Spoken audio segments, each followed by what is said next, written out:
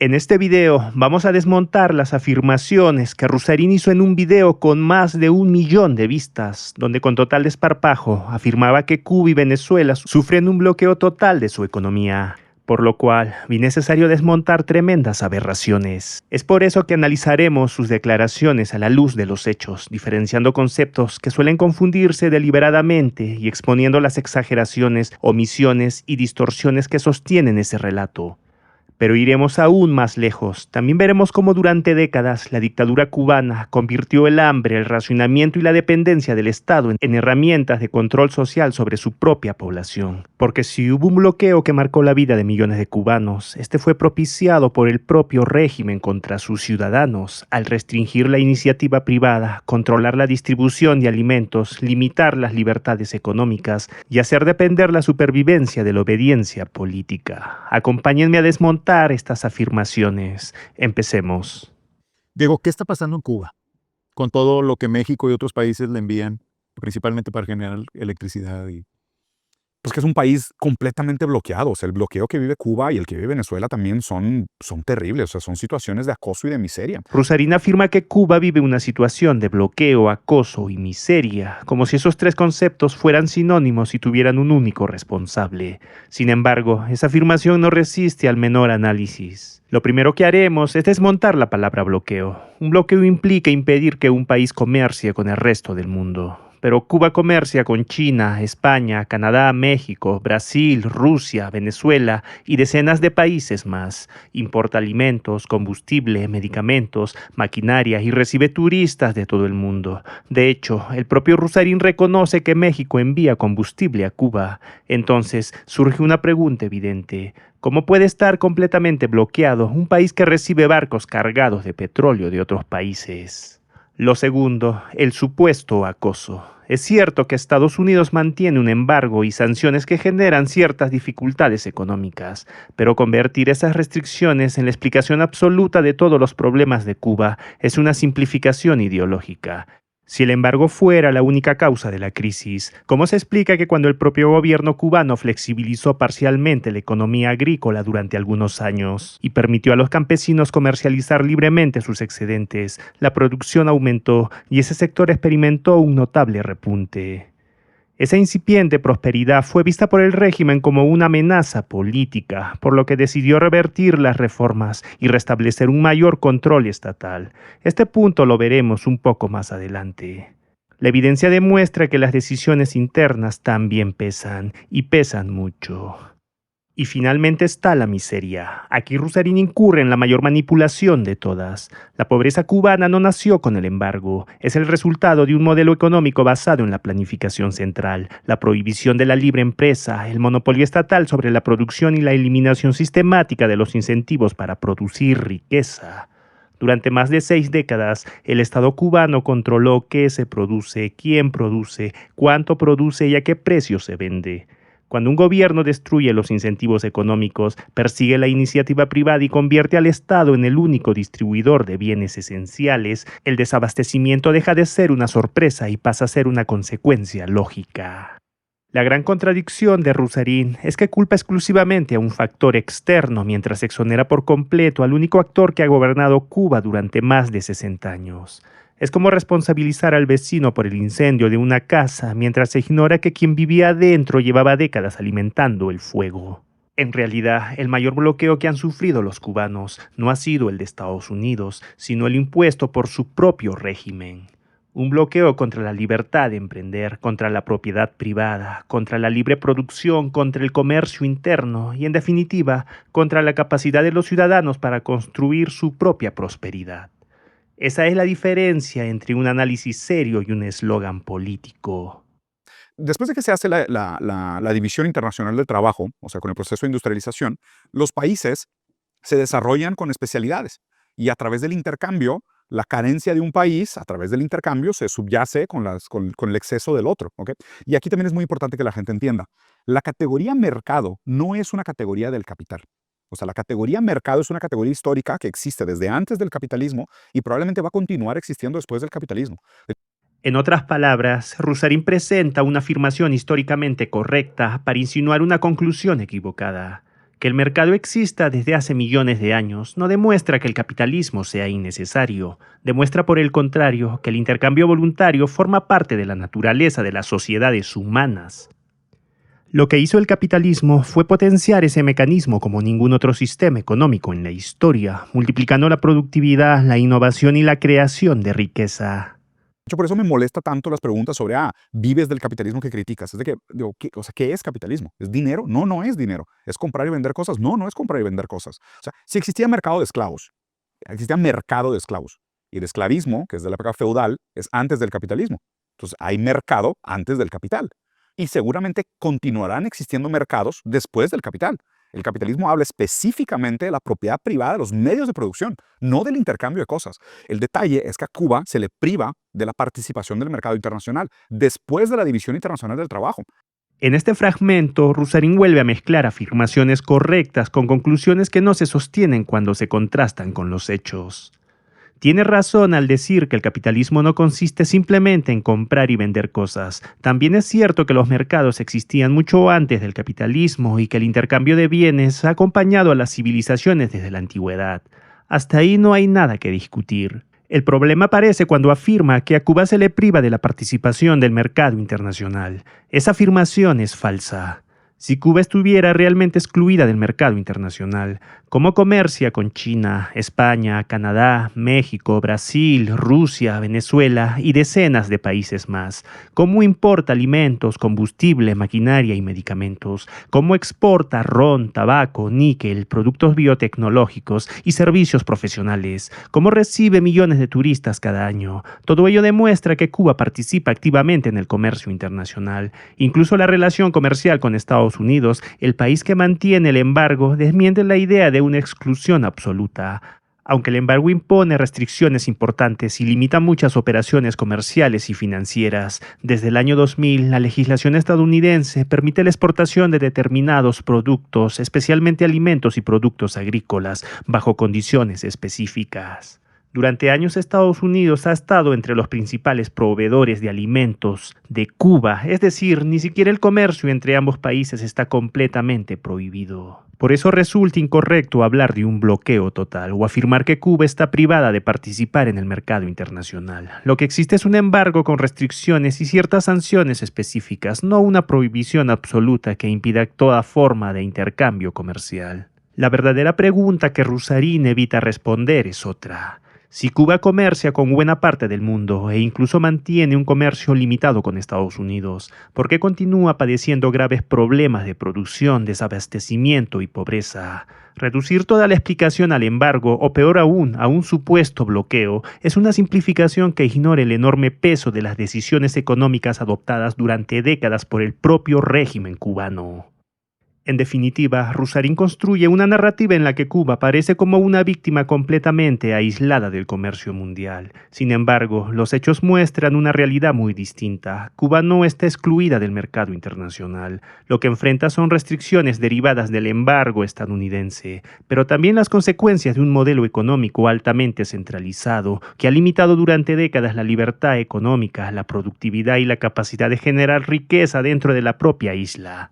Entonces ellos tienen un par de cosas que pueden producir, pero les faltan muchísimas otras cosas que no pueden producir, que es el mismo caso de Venezuela. Tiene la mayor reserva natural de petróleo del mundo, la quinta de oro, pero a veces no tienen papel higiénico, porque necesitan comprarlo de otros países. Entonces, dejar un país aislado del mercado internacional, y esto es importante que la gente lo sepa porque viene de la ONU, es un tipo de arma de destrucción masiva económica.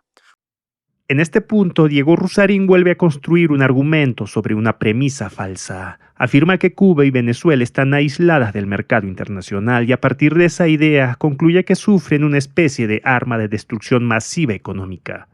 El problema es que ni Cuba ni Venezuela están aisladas del comercio mundial, como ya lo demostramos en el caso de Cuba. En lo referente a Venezuela, a pesar de las sanciones impuestas por distintos países, ha continuado exportando petróleo principalmente hacia China y otros mercados, además de mantener relaciones comerciales con múltiples socios. De hecho, el propio gobierno venezolano ha encontrado mecanismos para colocar su petróleo en el mercado internacional durante años. Eso demuestra que las sanciones y el aislamiento absoluto no son conceptos equivalentes. Rusarín también sostiene que Venezuela tiene enormes reservas de petróleo, pero a veces carece de papel higiénico porque necesita importarlo. Sin embargo, esa explicación omite un hecho fundamental. La escasez de productos básicos comenzó mucho antes de que las sanciones petroleras más severas entraran en vigor. Entre 2003 y 2014, cuando el precio internacional del petróleo alcanzó niveles históricamente altos y Venezuela recibió ingresos extraordinarios, ya existían controles de precios, controles cambiarios, expropiaciones, caída de la producción nacional y episodios recurrentes de desabastecimiento. El problema no era únicamente la capacidad para importar, sino el colapso progresivo del aparato productivo interno como consecuencia de las políticas económicas del propio gobierno. Aquí aparece una contradicción evidente. Si un país posee una de las mayores reservas de petróleo del mundo y durante años recibió cientos de miles de millones de dólares por sus exportaciones, ¿cómo puede sostenerse que la escasez de bienes básicos se explica exclusivamente por factores externos? Esa explicación ignora décadas de controles económicos, destrucción de la inversión privada, expropiaciones, corrupción y una gestión profundamente ineficiente de los recursos públicos. Propiedad privada, por tanto. Expropiese, señor alcalde, expropiese. Finalmente, Rusarín invoca a las Naciones Unidas para reforzar su argumento. Es cierto que diversos órganos de la ONU han criticado el embargo estadounidense y han señalado sus efectos humanitarios. Sin embargo, de ello no se desprende que la ONU sostenga que Cuba esté completamente aislada del comercio mundial o que todos sus problemas económicos sean consecuencia exclusiva de las sanciones. Esa es una interpretación que añade Rusarín, no una conclusión de la ONU. En definitiva, vuelve a construir un relato basado en una exageración. Una cosa es reconocer que las sanciones y el embargo generan costos y dificultades. Otra muy distinta es afirmar que Cuba y Venezuela están aisladas del mercado internacional y que esa es la explicación de toda su crisis.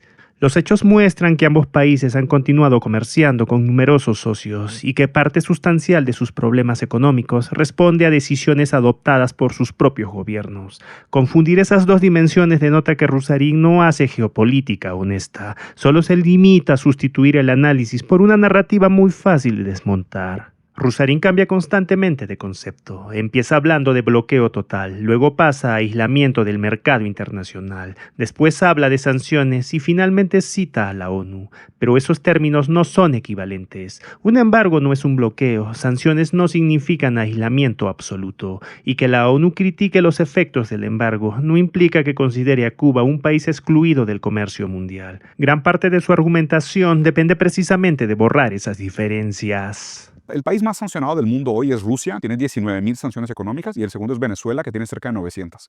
El tercero es Cuba, pero Cuba es una fracción del tamaño de Venezuela y el tamaño de Rusia. Entonces, ahorcar una isla de ese tamaño, por supuesto que es condenarlos a la miseria. Entonces, ¿qué es lo que está pasando en Cuba?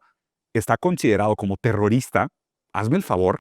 O sea, la justificación para condenar a Cuba y al pueblo cubano es decir que son parte del terrorismo. O sea, el terrorismo prácticamente lo hace la CIA y el Mossad. O sea, ¿qué terrorista cubano conocen? Los cubanos exportan doctores. O sea, cuando se vota en la ONU por este tema, 99% de los países del mundo votan en contra. Prácticamente solo Estados Unidos quiere mantener ese sigilo.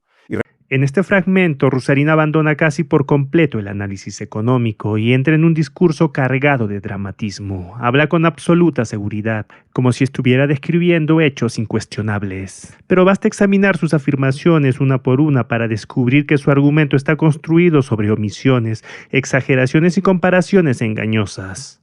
Comienza diciendo que Rusia tiene unas 19.000 sanciones, Venezuela alrededor de 900 y Cuba ocupa el tercer lugar. Aun si aceptáramos esas cifras como referencia, el número de sanciones por sí solo no demuestra su impacto económico.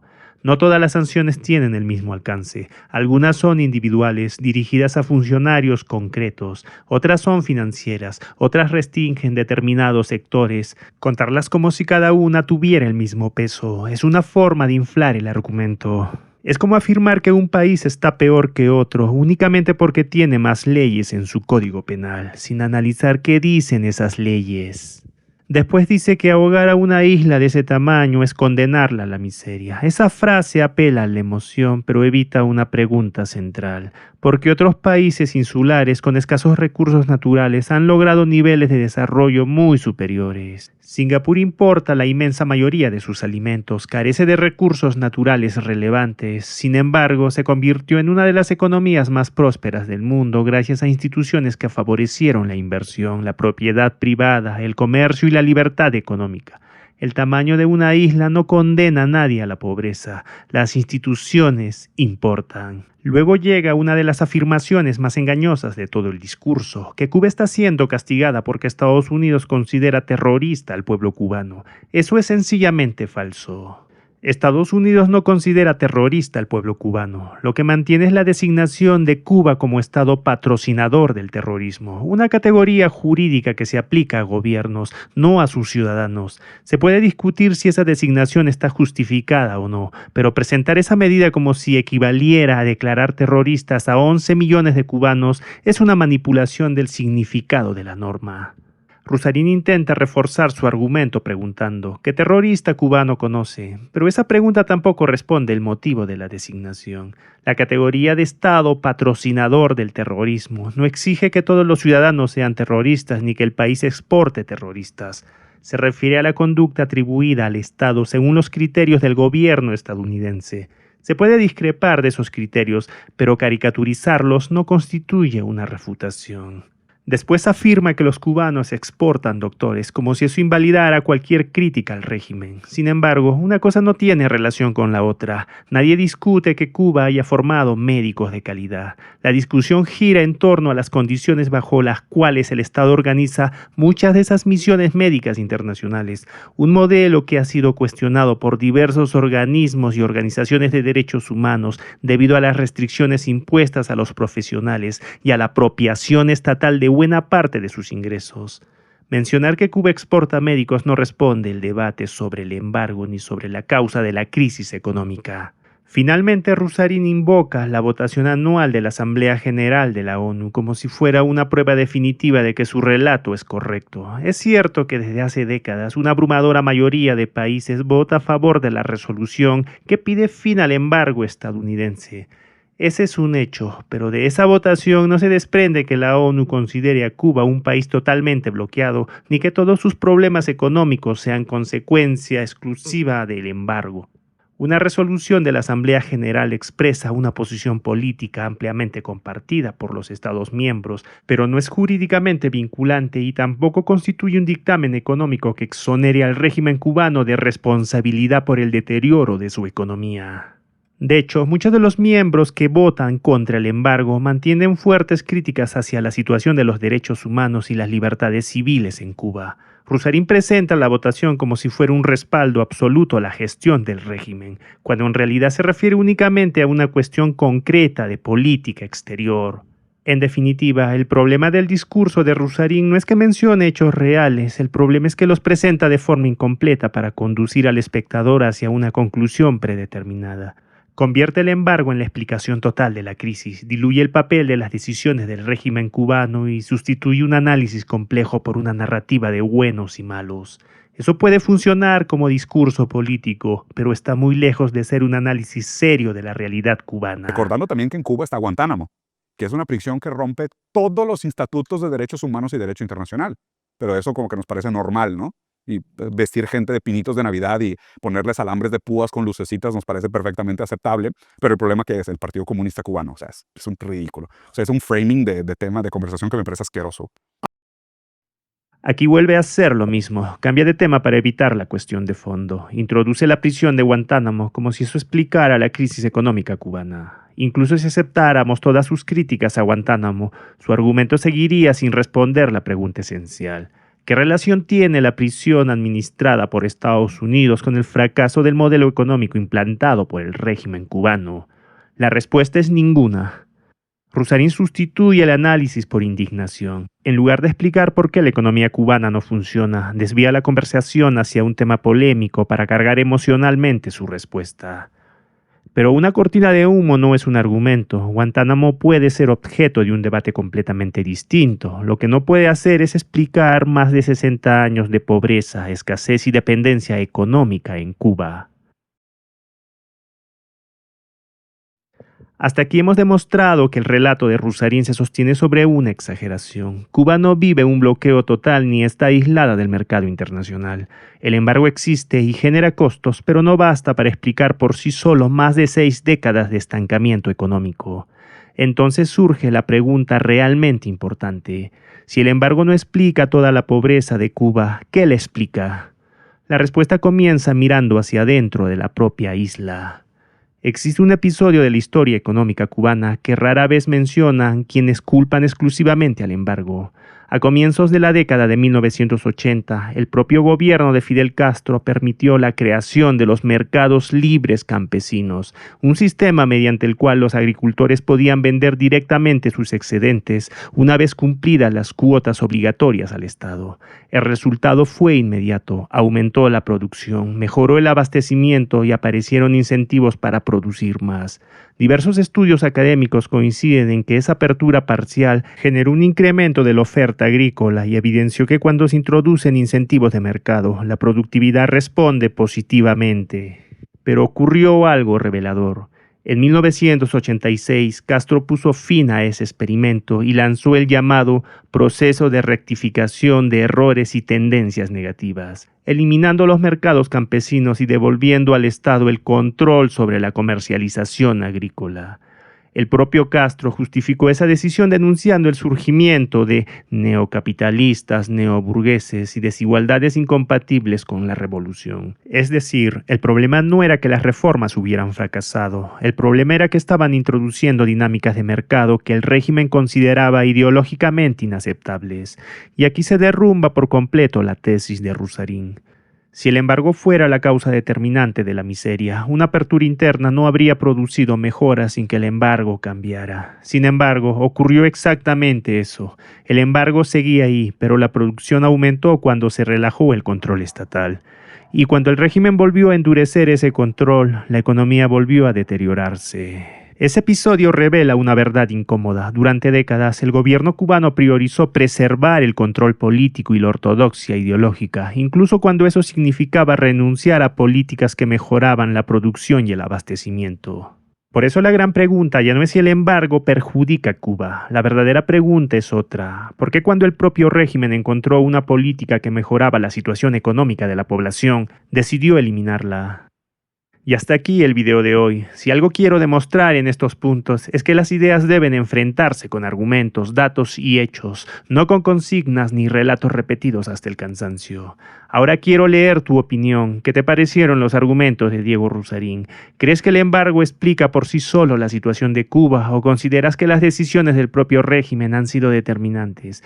Déjamelo en la caja de comentarios. Estaré leyendo y respondiendo los comentarios más interesantes. Si este video te aportó información, te ayudó a ver el tema desde otra perspectiva o simplemente te gustó el análisis, regálame un like y suscríbete al canal. Es la mejor manera de apoyar este proyecto y de ayudar a que el contenido llegue a muchas más personas. Soy Soldado Cultural y nos vemos en un próximo video. Hasta la próxima.